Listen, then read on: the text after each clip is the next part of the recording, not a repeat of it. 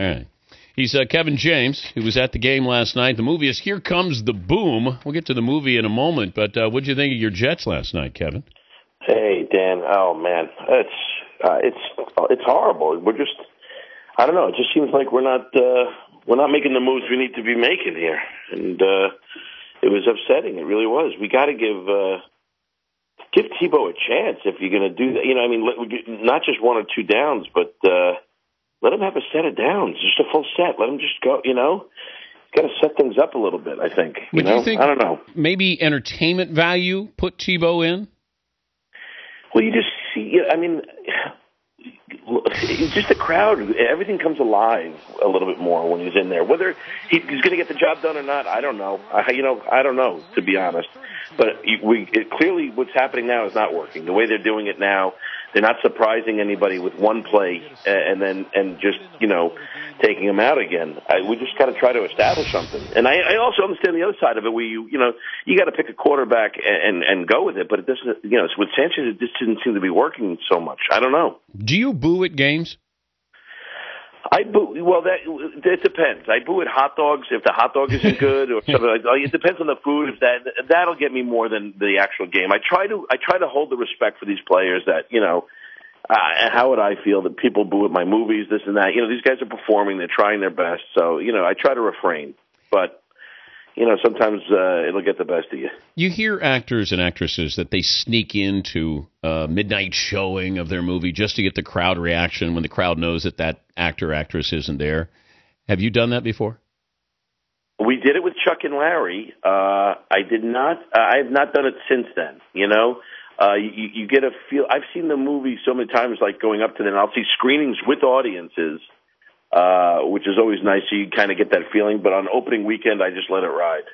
I would be nervous, though, if I'm listening to the actual audience. Because, you know, people come up to you. It's very rare when somebody comes up and says, hey, I hate your movies, or I didn't like The King of Queens. So right. Somebody's going to tell you what you want to hear. But if you get that real reaction, it'd be, I would imagine there'd be a little bit of trepidation with that. Do you have something you want to say to me, Dan?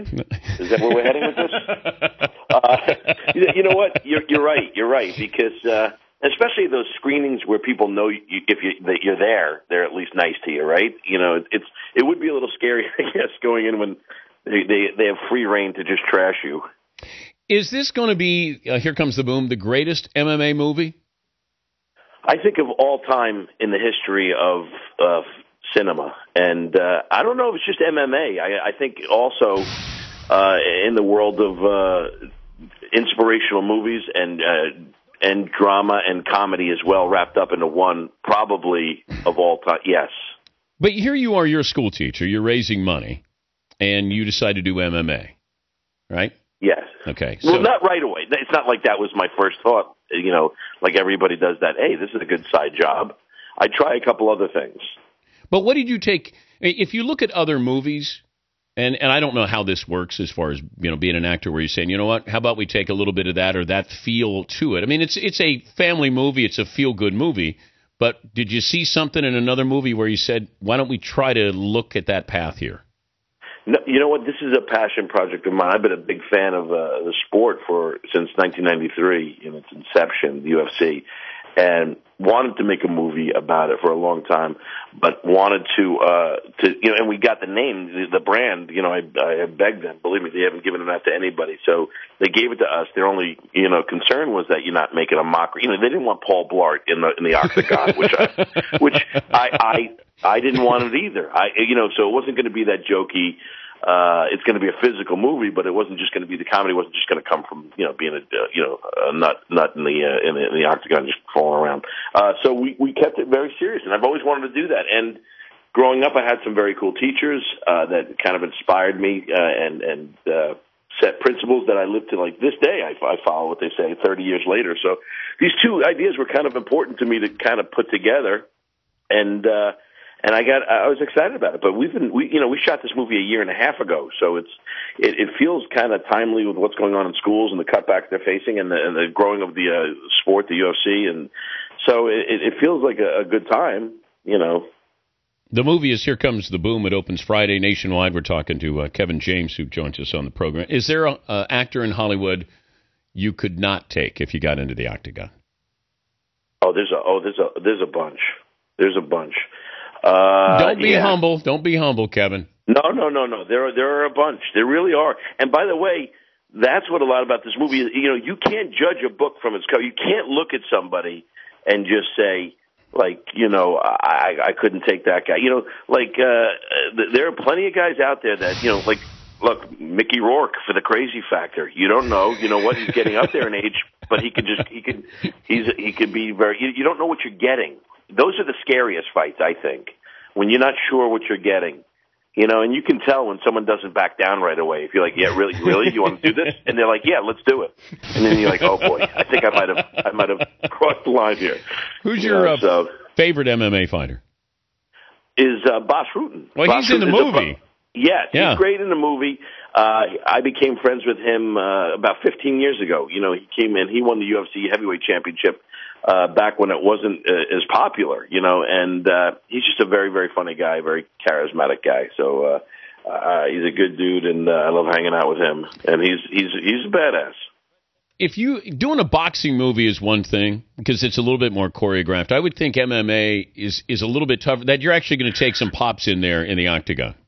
No doubt. I got popped. That's exactly right, Dan, because we didn't want it to be, especially with me entering the octagon, we didn't want it to be like everything is technique and block and everything's like perfect like these karate kung fu movies.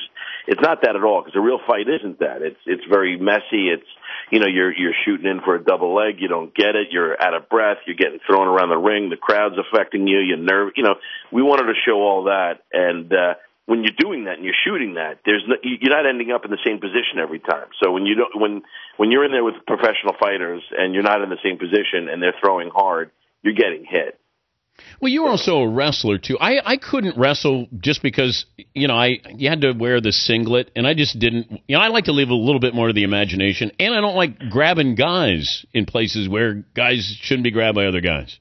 Yeah, I only wrestled 1 year, and it was only because they needed a heavyweight. I was actually a tailback on the football team, and they needed a heavyweight to come over. I actually wrestled with Mick Foley, you know, Mankind. He was on my team as well.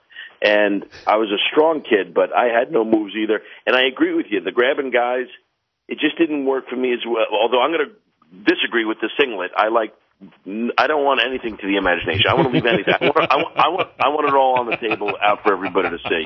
That's how we differ, Patrick. Well, you know, you got something to show. I don't. I understand that. Yes. That's the truth of it all. Good luck on Friday, as always. Good luck with the movie, and we'll talk soon. Thank you, Kevin. Thanks, Dan. I appreciate it. All right, Kevin James. Here comes the boom. And reading some of the reviews of it, Bas Rutten nearly steals the movie as his coach. But Kevin James, he was at Cortland State. He was a football player at Cortland State. I don't know how good he was, but yeah, you see him. He's a pretty thick guy. He would be a fullback. He'd be a fullback in the NFL. I don't think he'd be a Natron Means kind of guy. Maybe an Ironhead Hayward type guy.